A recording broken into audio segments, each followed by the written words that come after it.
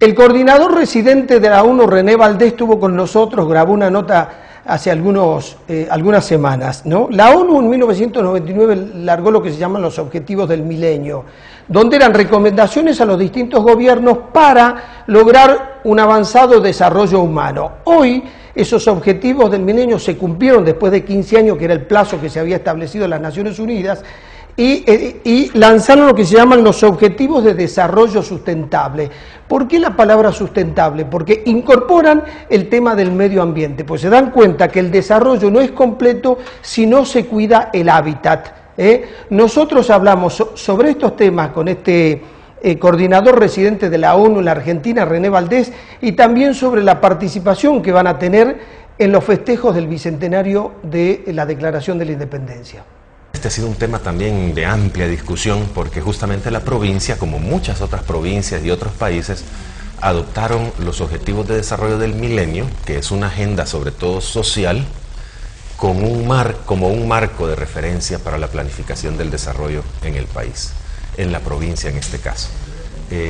Lo cierto es que los Objetivos de Desarrollo del Milenio fueron aprobados en la Asamblea General de la ONU para ser cumplidos en 15 años. Esos 15 años se vencen este año. 2015. En el 2015.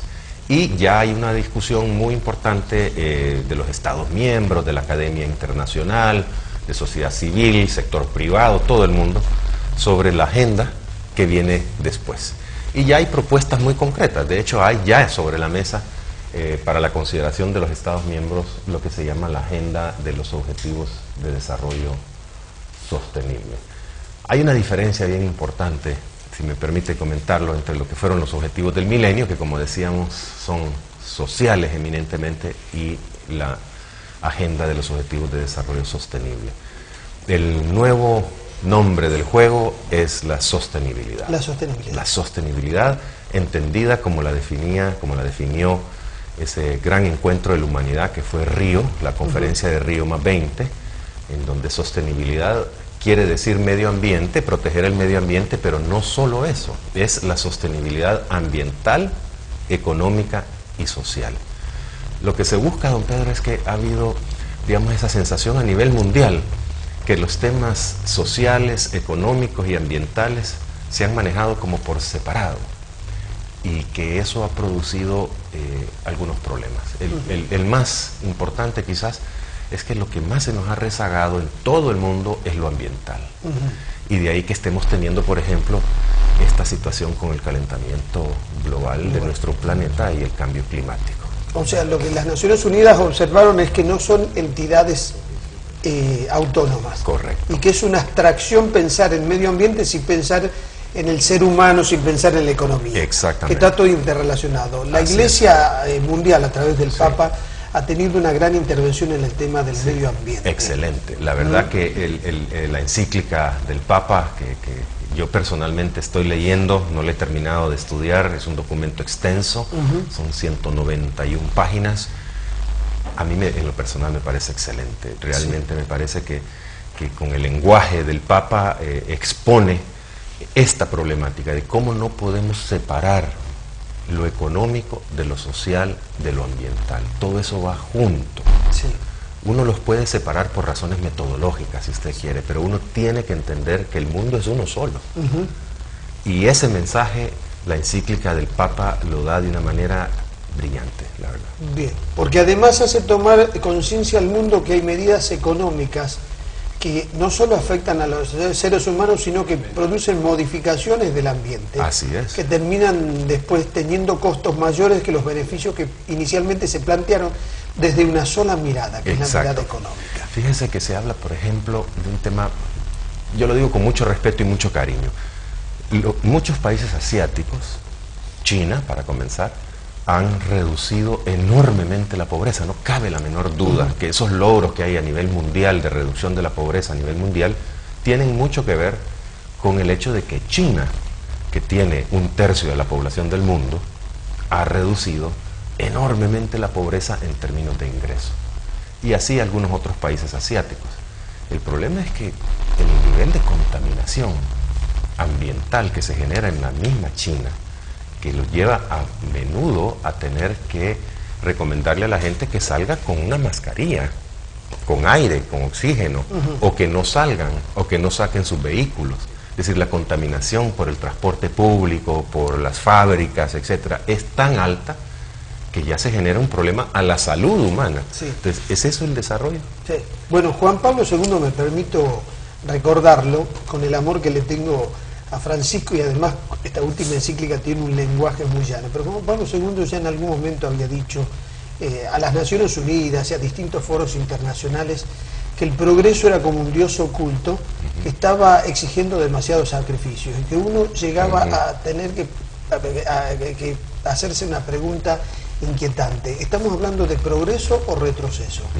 Porque los procesos industriales generan mayor riqueza, claro, generan trabajo, generan consumo, mueven la economía, pero la contaminación ambiental termina volviéndose en contra del mismo que está beneficiado por ese desarrollo económico. Exactamente, ese es el tipo de contradicciones, digamos, que la nueva agenda mundial, que se debe aprobar este año en la Asamblea General de la ONU en septiembre, trata de abordar. Bueno, esta es la dinámica de la vida. Yo soluciono los problemas de hoy, pero voy a generar otros problemas mañana y voy a tener que buscar la solución para esos problemas, y es un continuo solucionar problemas. Subirnos nosotros mismos la barra, ¿verdad? Poco a poco para ir avanzando. Pero el tema, como usted bien señala, el tema del medio ambiente, ya hay una conciencia mundial que permite pensar en soluciones globales. Yo creo que sí, yo creo que se ha avanzado mucho. Ahora que hablamos de medio ambiente en la nueva agenda mundial, a muchas personas les suena como algo ya conocido. De esto se viene hablando desde hace mucho tiempo, es verdad. Nos dicen, bueno, ¿y entonces qué ha pasado? Que 15, 20 años después estamos volviendo a hablar de la misma cosa, como que no hemos logrado avanzar. Y la verdad es que tienen razón. La agenda de protección del medio ambiente, del uso sostenible de nuestros recursos naturales, es lo que más se nos ha atrasado en todo el mundo, en todo el mundo. Y de ahí que la nueva agenda mundial diga, bueno, ahora no hay tiempo que perder en esto más. Y ha habido una evolución en la mentalidad. Yo recuerdo que hace muchos años era aquella discusión, se daba esa discusión de que si los ambientalistas, a veces se decía eso con un cierto sentido peyorativo, se preocupaban más por los pajaritos y por las plantas que por la gente que necesita comer y trabajar, y que por lo tanto necesita hacer leña, necesita cortar árboles, necesita hacer agricultura que va contra los bosques.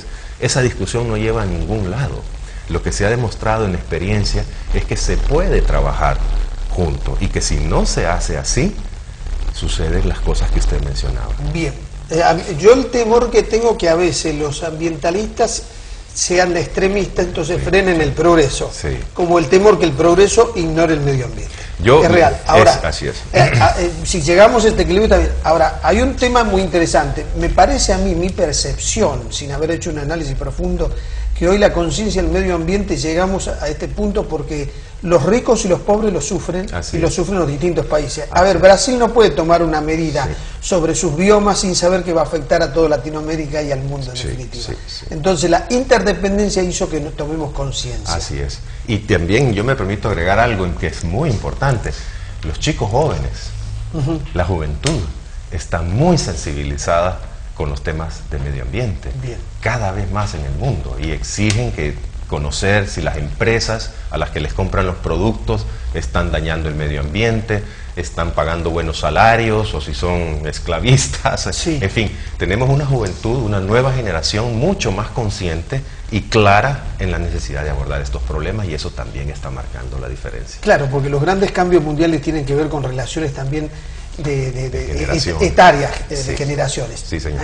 Cuando las Naciones Unidas tienen un índice para medir el desarrollo humano, muy interesante, porque a veces uno tiene relojes que atrasan más de 25 años, ¿no? Todavía hay quienes piensan que el desarrollo humano está relacionado al ingreso per cápita, y Amartya Sen, este economista indio que fue premio Nobel de Economía, lo dijo: el ingreso per cápita es insuficiente, por eso las Naciones Unidas dicen una vida larga y saludable, educación y calidad de vida.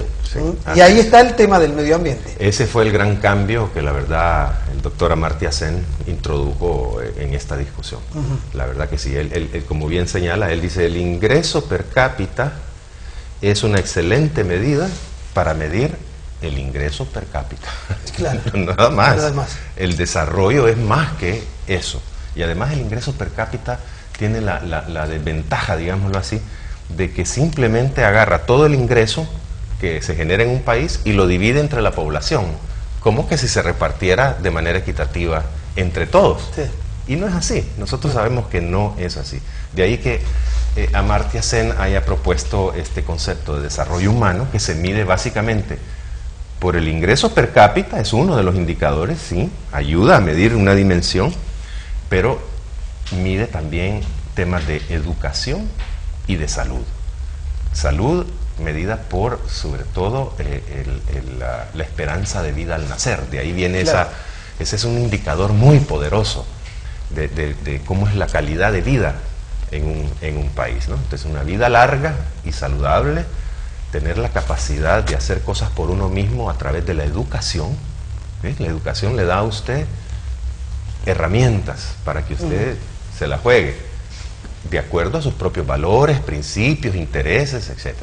E ingreso, sí, ingreso, pero no midamos simplemente el bienestar de un país solo por ese ingreso per cápita que supuestamente se divide, este es el ingreso, lo dividimos entre los 2 millones que viven acá y ese no es así, sí. Es insuficiente. Porque además muy bien analiza Amartya Sen el hecho de que hay poblaciones que tienen un ingreso per cápita muy alto respecto a otras, pero estas poblaciones que tienen ingresos per cápita bien altos no tienen buen acceso a la salud, a la educación, a los servicios públicos, a los bienes públicos, y además hay un Estado que los margina. Entonces, ¿qué calidad de vida tiene este ser humano? Por supuesto. Muy poco, por más que tenga su ingreso sea alto. Hay países que en distintas épocas mostraban unos ingresos per cápita fabulosos. Argentina, para no ir más lejos, ¿verdad? Que se hablaba de que a principios del siglo XX Argentina tenía el ingreso per cápita altísimo. Sí. Pero eso, a raíz de lo que hemos dicho, no nos reflejaba la exclusión social enorme que existía en términos de educación y salud, sobre todo en el interior del país, claro, en las provincias, ¿verdad? Entonces, de ahí que sea necesario hacer estas calificaciones. No, porque además el hombre no solo es feliz cuando tiene un trabajo, sino cuando vive en una sociedad, claro, donde tiene oportunidades sociales, sí, para migrar, para cambiar de trabajo, sí, para lograr sus objetivos personales, cuando tiene bienes públicos de los cuales puede disfrutar en manera igualitaria. Así es. Cuando tiene un Estado transparente al cual le puede ir con su reclamo y sabe que el Estado lo va a atender. Sí, así es. Es mucho más, mucho más que el ingreso. Bueno, las Naciones Unidas están inspirando en esto distintas políticas públicas, ¿no? A distintos países. Sí, la verdad que sí. Pero sabe, al decir Naciones Unidas, yo ahí quiero reflejar más las Naciones Unidas como un punto de encuentro de la humanidad. Es decir, los objetivos del milenio no es algo que, por decirlo así, fue inventado por alguien de los funcionarios de Naciones Unidas. No, es un resumen de lo que se viene trabajando en todo el mundo. Lo que se hace en Naciones Unidas es como darle forma, acordar, bueno, esta es nuestra agenda mínima. Los objetivos de desarrollo del milenio fueron acordados por toda la humanidad, por los países del norte, del sur, del este, del oeste, claro, los cristianos, los musulmanes, todo el mundo, que no es nada menor, como un piso a partir de lo que ya se venía haciendo en los países. Es decir, por ejemplo, mortalidad materna. No es que alguien, un funcionario, que se dijo, pongamos la mortalidad materna, no, ese es un tema que se viene trabajando en claro, todo el mundo como algo clave para conocer el estado de la salud de un país. Es muy interesante. ¿Cómo está la Argentina haciendo una mirada bajo estos indicadores? Muy bien, la verdad que sí. Hay la última medición que se hizo, que la hace, por cierto, con el apoyo de Naciones Unidas, lo hace el Consejo Nacional de la Política Social. Publica un informe sobre el estado de los objetivos de desarrollo del milenio en Argentina. Y bueno, hay otros estudios también a nivel internacional. El último que tenemos se hizo en el 2012, y ahora que se vence el periodo de los ODMs, el 2015, saldrá uno nuevo más actualizado. Pero digamos, Los datos que tenemos en el 2012, Argentina ha alcanzado prácticamente todos, no todos, no todos. Acordemos que Argentina, conforme las mediciones del PNUD y de Naciones Unidas, es un país de desarrollo humano alto. Alto. ¿En términos de qué? De sus niveles educativos, de su nivel social y de su ingreso. Combinando eso, el país está en una posición, no diría envidiable, es el producto del trabajo de años, de mucha gente, de muchas provincias, de muchos entes, de mucho sacrificio, que ha permitido que el país esté donde esté. Entonces, en términos de educación, salud y nivel de ingresos, Argentina está mucho mejor que, pues hombre, muchos países de América Latina, y del mundo en desarrollo en general, sin duda. También es justo decir que no solo ha avanzado la Argentina, sino que avanzó el mundo. Sí. Hay un mundo más feliz. A ver, la gente se alimenta mejor, es correcto, se educa mucho más y las migraciones son... Sí. A ver, el 10% de la población, de los 7.000 millones, 1.000 millones migran, sí, buscando calidad de vida. Significa que sí, hoy el mundo es más democrático, es más feliz la gente. Sí. Lo que...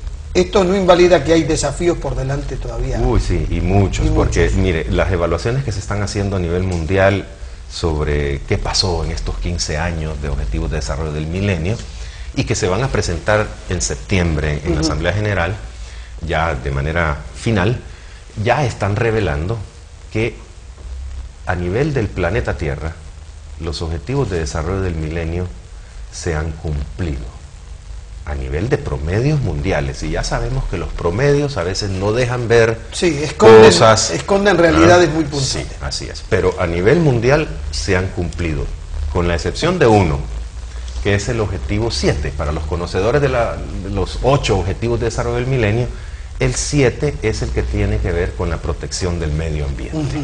La primera gran conclusión que se hace es: hemos sacado a millones de gente de la pobreza. El objetivo de desarrollo del milenio de reducir a la mitad la pobreza que había con respecto al año 1990 se ha logrado, pero se ha logrado a costa de cosas muy valiosas, como son problemas que se derivan de la contaminación, del medio ambiente, etc. Y por eso es que la nueva agenda mundial retoma con mucha fuerza el tema de la sostenibilidad ambiental, social y económica. Porque esto refleja cuál es la debilidad con la que se enfrenta el ser humano hacia adelante, teniendo en cuenta esto, ¿no es cierto?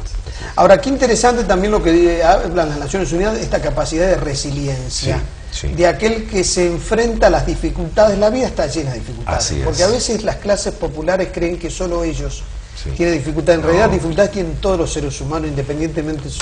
Las empresas, los países... pero el que está en la base social, cuando tiene capacidad de resiliencia, significa entonces, tiene posibilidades de superar las situaciones que lo atan, ¿no? Ese concepto es la verdad muy, muy importante y ha sido desarrollado en el informe más reciente de desarrollo humano publicado por el PNUD. La resiliencia es un concepto que viene de la ingeniería de materiales, viene de las ciencias físicas exactas y tiene que ver con la capacidad de un material de soportar un golpe, flexibilizarse, no quebrarse y volver a adaptarse. Se dice que el material resiliente por excelencia son las telas de araña. Están diseñadas de tal modo que son capaces de recibir impactos muy fuertes. Hay algunos que no, ¿verdad? Pero dentro de su escala pueden recibir impactos muy fuertes, flexibilizarse, aceptar el golpe, pero no quebrarse y volver a reponerse. Ese concepto se está ocupando en las ciencias sociales para referirse, la verdad, a situaciones muy concretas y a veces muy tristes. Mire, nosotros tenemos muchos países ahora en guerra en el mundo, ¿verdad? En el norte de África, Afganistán, Irán, Siria, que eran países que tenían muy altos indicadores en términos de los objetivos del milenio, de salud, de educación, de altos niveles de desarrollo humano, y que a raíz de los conflictos tan horribles que están pasando, se vino al traste, al suelo, todos esos logros. Entonces la discusión mundial es cómo evitar, hombre, cómo evitar que lo que hemos logrado se nos caiga, producto de conflictos, de shocks internacionales, de desastres naturales, o de los llamados desastres naturales, porque, caramba, no son tan naturales como dicen los desastres, pero uno puede hacer muy poco para impedir que suceda un terremoto o un ciclón, pero uno puede hacer mucho para evitar que se muera gente, que se muera mucha gente si se prepara. Entonces, todo este concepto de resiliencia va en ese sentido, de cómo nos preparamos, sabiendo, como usted bien decía, que la vida está llena de dificultades y de golpes que se pueden recibir por una u otra razón, y hay que tratar de examinar cuáles son esas amenazas y cómo nos preparamos para que cuando venga ese golpe lo podamos, ¿cómo se dice? Asimilar. Asimilar sin quebrarnos y poder de nuevo reponernos. Bueno, esa es la clave del concepto de resiliencia. Bueno, la prevención es mirar antes que ocurra. Eso Entonces es. lo que hay que tener es prevención. Hay que prevenir, hay que prepararse, y eso es la mejor prevención.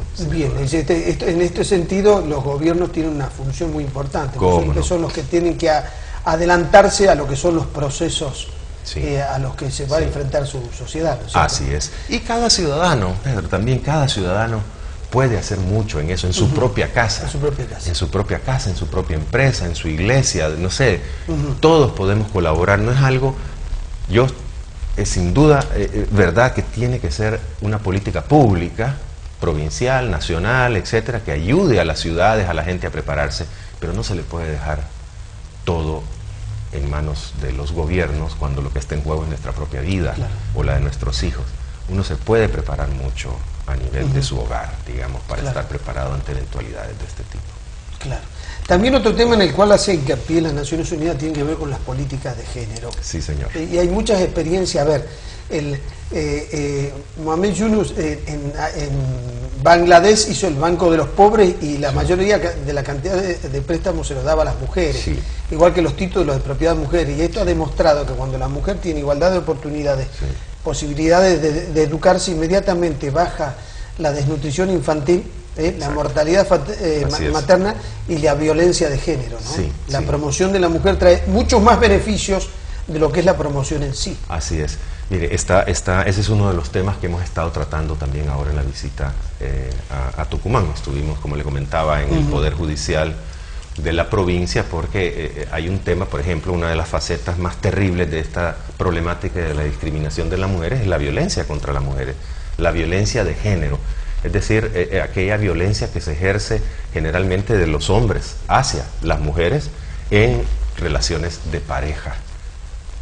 Ese tipo de violencia y discriminación está demostrado a nivel mundial que es un obstáculo para el bienestar de todos, de hombres y mujeres, de un modo u otro. Ese es un tema que hemos estado discutiendo con el Poder Judicial, en parte por la problemática del femicidio. Usted se acordará, pues también hablamos de la campaña de Ni Una Menos, que se dio tan masiva, y cómo cada vez hay más conciencia de que la violencia doméstica no es un problema doméstico, no es un problema privado, es un delito que tiene que ser tipificado como tal y atendido por los tribunales, en el caso de que se llegue a ciertos niveles.